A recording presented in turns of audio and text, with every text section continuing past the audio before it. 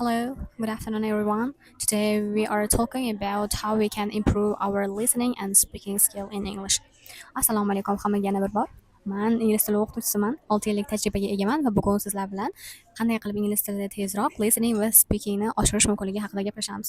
Bu juda ham ko'p o'quvchilarimni qiynaydigan muammolardan bittasi bo'lganligi uchun birinchi YouTube'dagi videoyimni aynan shunga bag'ishladim.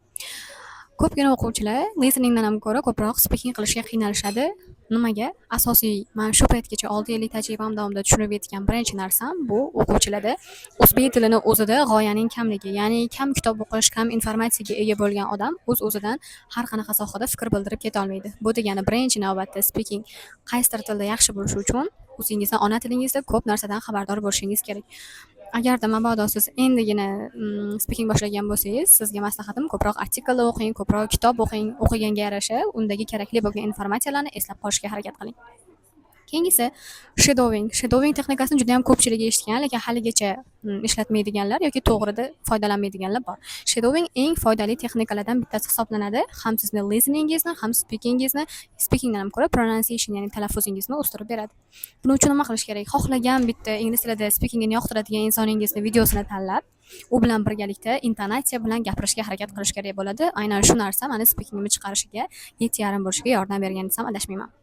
Listening masalasiga keladigan bo'lsak, ko'pchilik eshitgan narsasini tushunmaydi. Bu gap umuman beginnerlarga taalluqli emas. Sizlar tushunmasligingiz u tabiiy holat. Ba'zida pre-intermediate yoki upper intermediate o'quvchilar ham listening eshitaman, lekin tushunmayman degan savolni berishadi. Nega shunaqa bo'lyapti degan narsa. Asosiy sababi siz kontekstni ma'nosini tushunmaysiz. Nima qilish kerak uning uchun? Tushunsangiz, tushunmasangiz, ingliz tilida odamning qulog'i o'rganishi uchun boshida podkastlar, TED Talklar, BBC Newslar ko'rib ketaverish kerak. Masalan, o'zim ham boshida ko'rgan narsamni umuman tushunmasdim. Lekin sizlarga tavsiya qilmayman.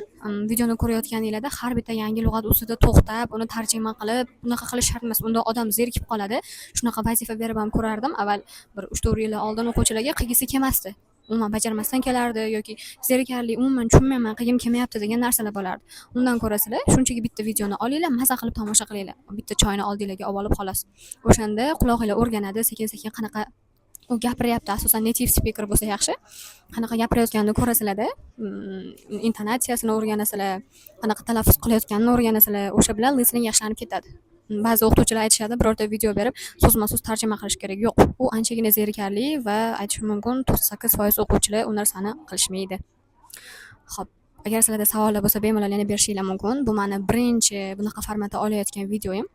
Writing, speaking, listening yoki reading bo'yicha qanaqadir savolinglar bo'lsa, bemalol kommentda yozib qoldirishinglar mumkin. Foydali bo'lgan bo'lsa, xursandman.